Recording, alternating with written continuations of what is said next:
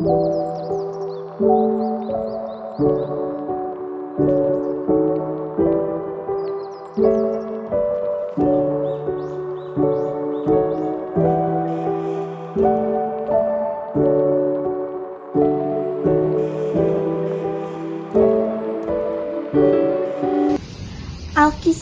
hiduplah seorang janda bernama Mbosini di sebuah desa kecil yang hidup sebatang kara, tanpa seorang suami dan anaknya. Ia bekerja sebagai petani kecil. Ia ingin mempunyai seorang anak agar dapat menemani dan membantunya saat bekerja. Ia bekerja di ladang setelah sekian jam pekerjaan selesai. Seandainya dia mempunyai anak, pasti tidak akan selelah itu.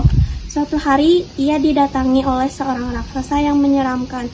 Ia pun sangat ketakutan saat raksasa itu bertanya kepadanya, semua tubuhnya bergetar. Wahai petani kecil, jika engkau ingin mempunyai anak, akan kuberikan kau beberapa biji mentimun. Tetapi dengan satu syarat, ketika anak itu sudah berusia 6 tahun, kamu harus mengembalikannya kepadaku untuk disantap. Baiklah Tuan, saya setuju dengan persyaratan Tuan. Baiklah, ini biji mentimunnya. Rawatlah dengan sebaik-baiknya di ladangmu. Setelah 2 minggu di ladang, buah itu tumbuh besar dan mengkilat seperti emas. Wah, besar sekali buah ini. Saya akan membelahnya dengan hati-hati. Ternyata isi buah tersebut seorang anak yang cantik. Mbosini pun senang. Wah, kamu cantik sekali, nah. Ibu akan memanggilmu timun emas karena kamu berasal dari timun yang berwarna emas. Semakin hari, timun emas itu tumbuh menjadi seorang gadis jelita yang rajin membantu ibunya. Ibu, saya pergi dulu ya, mau mencari kayu bakar dulu. Ya, nah, jangan pulang terlalu malam, nanti kamu tersesat. Baiklah, Bu. Beberapa saat, raksasa datang untuk menagih janji Mbosini. Wahai petani kecil, aku datang ke sini untuk menagih janjimu 6 tahun. Cepat kau berikan anak itu, aku sangat ingin memakannya. Begini Tuan, saya punya saran. Maukah Anda datang 2 tahun kemudian? Saya yakin semakin besar anak itu semakin enak untuk disantap. Baguslah kalau begitu. Baik, saya akan datang 2 tahun kemudian untuk menagih janjimu.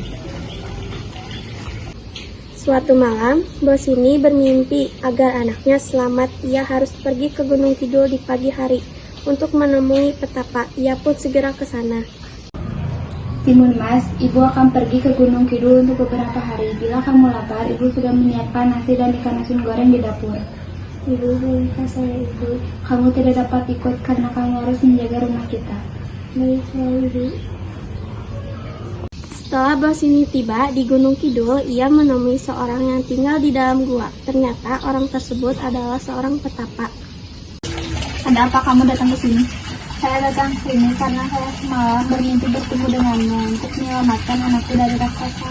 Oh begitu, ini ada bungkusan yang berisi biji mentimun, jarum, garam, dan terasi untuk menjaga anakmu dari raksasa.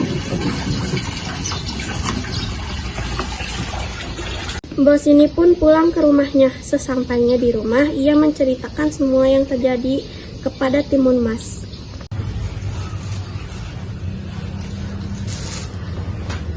Ibu, saya takut dimakan oleh raksasa itu dan saya takut berpisah dengan ibu.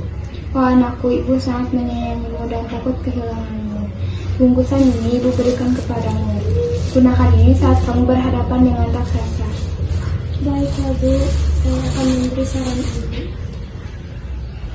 Paginya, raksasa datang lagi untuk menagih janji.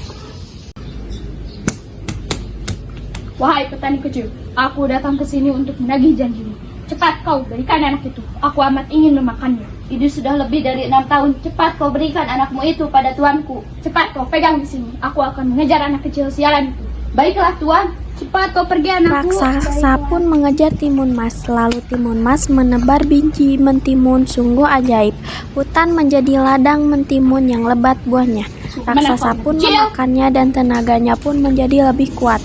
Lalu Timun Mas menaburkan jarum, dalam sekejap tumbuhlah pohon-pohon bambu yang tinggi dan tajam. Timun Mas pun membuka bingkisan garam dan menaburkannya. Seketika hutan pun menjadi lautan yang luas. Terbentuklah lautan lumpur yang mendidih. Akhirnya raksasa pun mati.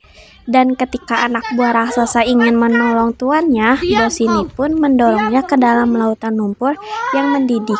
Dan akhirnya anak buah raksasa pun ikut mati. Terima kasih Tuhan, kau telah menyelamatkan hamba dari raksasa itu. Timun Mas, kamu tidak apa-apa kan? Saya tidak apa-apa, Bu. Dan akhirnya bos ini dan Timun Mas pun hidup damai dan bahagia.